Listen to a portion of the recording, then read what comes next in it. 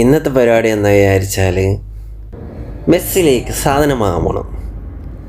വയറ് നിറച്ച് കഴിക്കണമെങ്കിൽ സാധനങ്ങൾ വേണം. അതിന് മെസ്സിലേക്ക് വേണ്ടി പർച്ചേസ് ചെയ്യാൻ പോയത്. ഓക്കെ, ഇവിടെ ഫ്യൂവലിന് എണ്ണക്ക് 1290 നൈറയാണ്.